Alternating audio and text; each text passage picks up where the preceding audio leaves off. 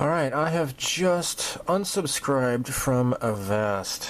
Okay, now, especially in light of recent shenanigans with them selling out their user data, I'm not happy about that whatsoever.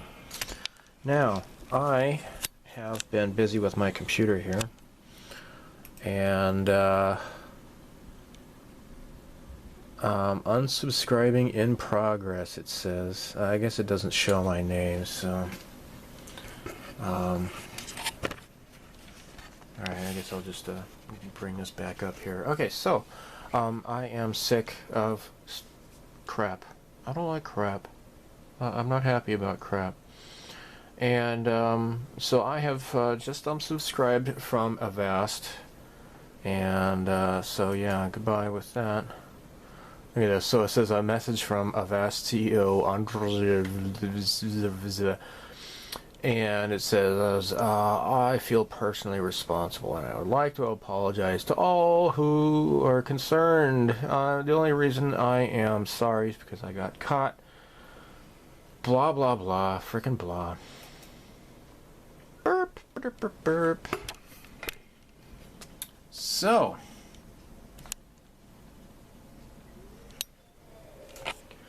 Alright, so I am done here, okay? So my computer is, up until today, I've been using Windows 7 and I've been happy with it. But that's it. No more. No more. And I'm tired of Windows. I'm just tired of it all. So I am migrating to Linux as of tonight. Now I have a Raspberry Pi, and I have installed Ubuntu Mate on it, and I like it a lot. Now, I have made several different install disks here. So, like, this is Linux Mint Cinnamon. Of course, this is 64-bit, but I'm going to go with Linux Mint Mate. It's slightly different. I like it. And I'm going to be doing Mate, because I like it. Now, I got my computer open, and actually I had, my friend sent me a solid state drive, and this is only like 250, I'm a spaz, this is only 256 megabytes, and I installed Linux Mate, Linux Mint Cinnamon on here. 256 megabytes, I installed Linux on here, and it worked just fine. I liked it.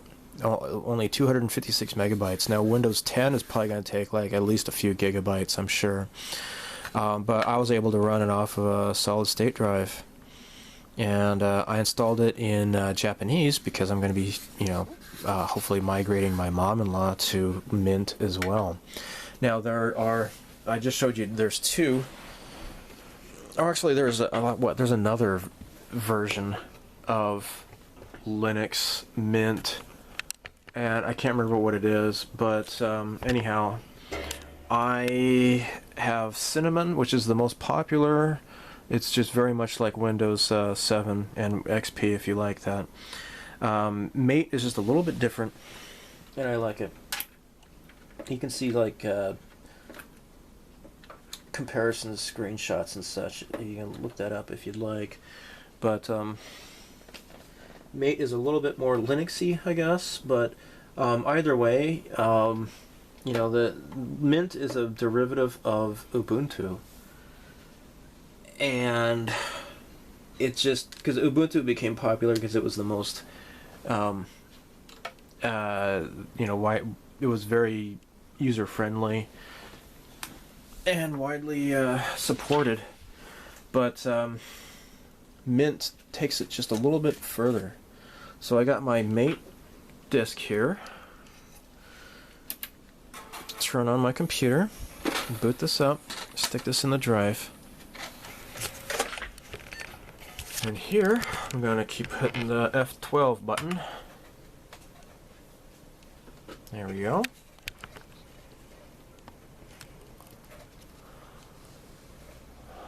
Loading it from the disk. Nope, it didn't work. Turn this off. Come on. Alright, let's do this again. I pressed F12. I don't know what the hell. That was weird. Let's do this again.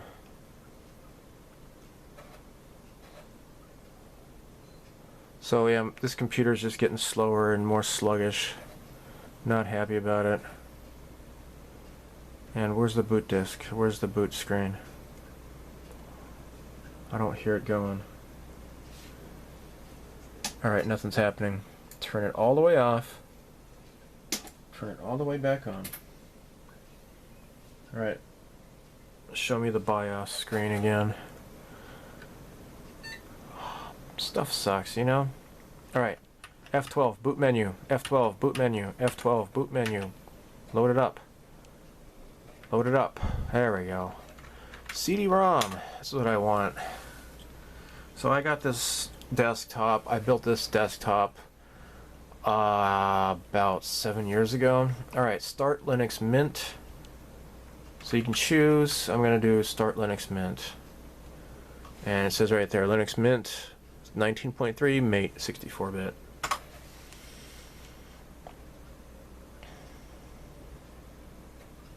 Yeah, it's going to take a while.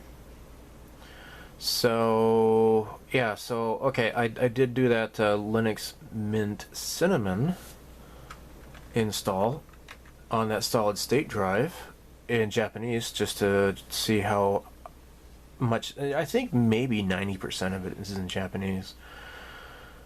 And then, now this is weird. You see all these not found?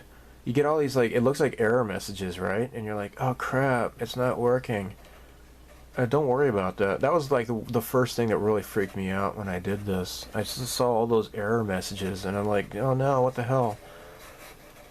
And yeah, don't worry about that. So there's the LM for Linux Mint. So yeah, I have installed on that the Linux Mint on that solid state drive and on the Raspberry Pi 3 that my friend gave me. That I put Ubuntu Mate on it, and I like it, but I do think that Linux Mint seems to be even more user-friendly. More user, or would that be user-friendlier? English! Anyhow, so this takes a while to load up. But, yeah, the Cinnamon is the most recommended, it seems, for people migrating away from Windows. And if you are interested in doing so, I would recommend looking into it. It's a little bit different, but the usability is very, very similar. Now, on Ubuntu Mate, you have like a bar that goes along the top of the screen and then like another bar that goes along the bottom of the screen. Cinnamon is not like that. It's just very much like Windows. Now the Ubuntu Mate, like the start button is up at the top corner. Linux Mint, it's like on the bottom corner, just like you would have with the Windows. I kind of like having it up at the top because it kind of reminds me that this is not Windows, and I like the unfamiliarity of it, I guess. But yeah. What's this Mint login about? I don't know what that's about. Oh, never mind. So the cool thing about this, though, is that so I'm not even installing it yet. I'm just loading up the installed boot disk, the DVD that I burned, and you are able to use Linux right off of the DVD-ROM. It's really amazing. And I'm going to show that to you in just a bit once this finishes loading up here.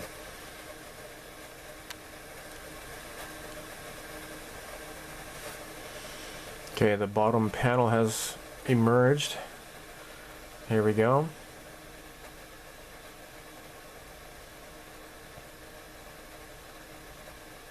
So here's your menu down here. Very, very, very familiar. So you can just, if you want to click the menu, it's very, very familiar.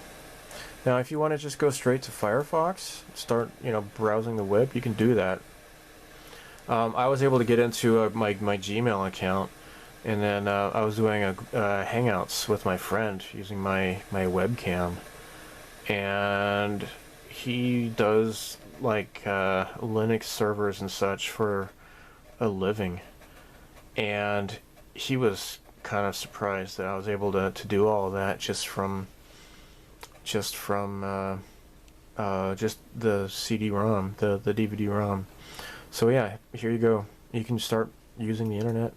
You can get familiar with Linux just by loading this up. It's very easy. Just load up the DVD-ROM and have at it. You don't have to install it on your computer first. So if you want to install it though, that's what this is here. Install. I'm just going to double click on that, and it's going to start the install process. Now, what you saw me do down on the floor was I unplugged all my other hard drives, my hard drives, and is this working? Sorry, this mouse button is kind of failing me a bit. Okay, maybe I didn't double click it properly enough. Now I've got the little twirly thing, so something's happening right now. Here we go. Install as super user. Welcome. Now you can choose your language here. I'm going to do English, of course. When I did Mint Cinnamon on that solid state drive, I just chose Japanese. But I'm going to be doing English. Continue. Keyboard layout. Now I have a Japanese keyboard. Check this out. That is a Japanese keyboard. So I don't want a English keyboard. I'm going to scroll down here. I'm going to do Japanese. And you can test it out here. So like Shift 8 is the parentheses, Shift 9 is the end parentheses. On a regular keyboard, the Shift 9 is the beginning parentheses, right? The @ sign is right above the colon, so you don't have to do Shift 2. So yeah, this is working just fine. This is really cool. You can detect keyboard layout if you want, but it's working already. So I'm going to click continue. Install third-party software for graphics and Wi-Fi hardware, flash, MP3, and other media. Well, yes, please. So when you install Windows, they just load you up with so much crap. Even you can choose not to install a lot of that stuff.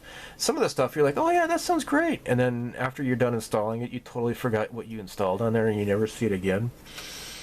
Windows is just super, super bloated, and I have found that this is very, very slim, very sleek.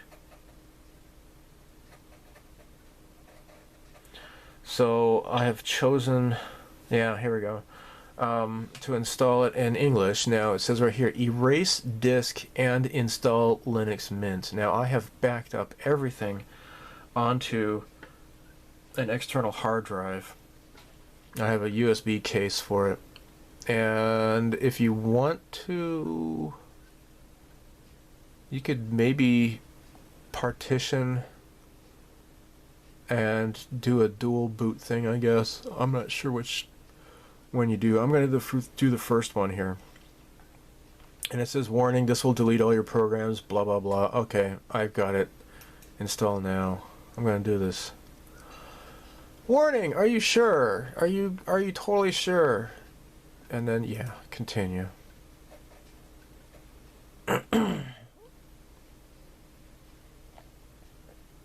So, one thing I noticed when I was goofing around with Mint was, okay, now here I'm gonna do, Japan. I got Tokyo right here. and then I'm going to put in my name and all that kind of stuff. I'm going to do my password. I'm going to pick a username and all that kind of stuff next. Okay, I put in my name, Greg. My computer's name. Okay, well, whatever, I guess. And then my username, Greg. Alright, continue.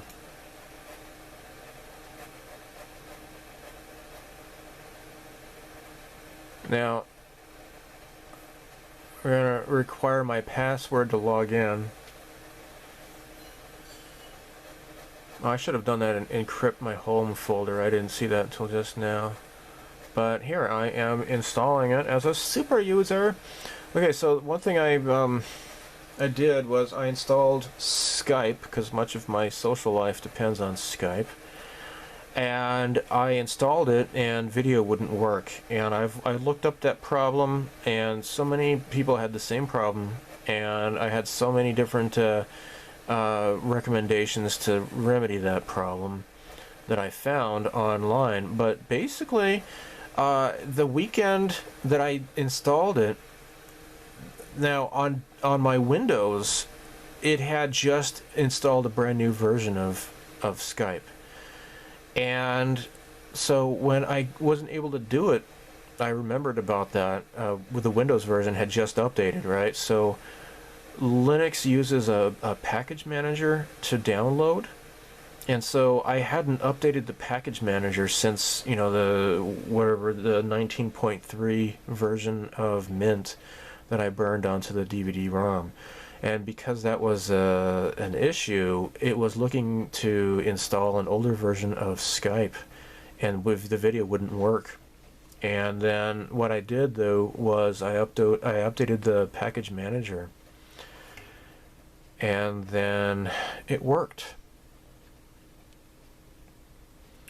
So it was able to download an update for Skype, and then I was able to test out my video, and it was working just fine.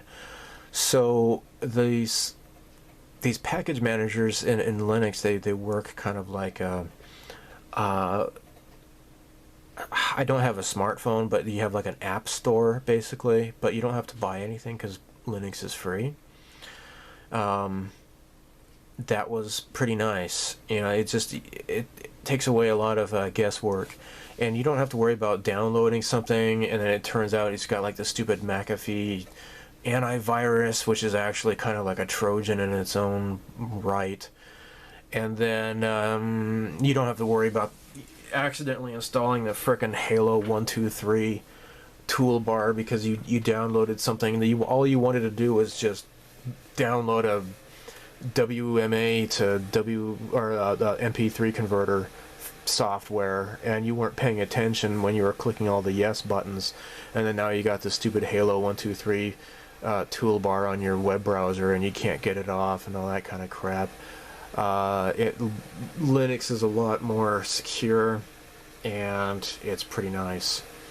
So anyhow, I'm going to end the video here, I guess, but this is just going through the install process, and I really like this. And as you can see, you know, it's got a very, very familiar desktop environment. It's just a little bit different, that's all. So, and it comes with VLC player, everything I really need. It's on Linux, or there's a substitute on Linux. Okay, like for my YouTube videos, I use Shotcut, and Shotcut is on Linux. No worries, that's on there. I use VLC player to view videos and stuff. That's on Linux as well. Firefox, the web browser, the Thunderbird, the email client, is also on this. FileZilla, the FTP program, is on here as well. So it's really easy to switch over for me. You're not going to find Adobe Photoshop on here, but it comes with GIMP. Yeah, right here. It even says right there, GIMP for imaging. You've got like a regular drawing and stuff like that, but it comes with GIMP, and all I really do is transparencies and images and such. So it makes it pretty easy for me to switch over. So, and I'm not into gaming, although you can do gaming on Linux. That's something you'd have to look up yourself. Personally, I would rather sit on my comfy chair in front of the TV and play games in front of the TV on a game console rather than sitting at my computer. But that's just me. So, anyhow, yeah, it comes with stuff that you need right away, and that's nice, and you don't have to worry. Like with Windows, you have to load up stupid Internet Explorer just to download a better web browser, right? This one you get Firefox right out of the package here, and it's free. As you saw, I nixed the Avast. I'm not going to be paying for that anymore, and I just don't need antivirus with Linux, and I'm happy about that. So anyhow, yeah, maybe in another video I'm going to show about how to install stuff, but this is continuing to install, and I'm super happy about this, and I'm not going to look back. I've reached out to people, and so many people have said that they've switched from Windows to Linux, and they haven't looked back at all. If you spend some time, get to know how to use this kind of stuff. And this another thing that actually I was kind of worried about was whether or not I would be able to install TrueType fonts. But you can install it just easily. I found that you can just double click on the font file, and then you can just click on the install button on it, just like you do in Windows. It's really super easy. I saw like a whole bunch of stuff that you would type in into the command line, and I did not have to do that with these the TrueType fonts.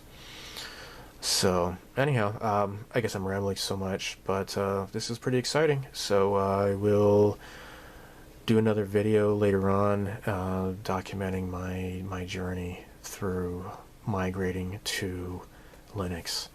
So stay tuned. Bye.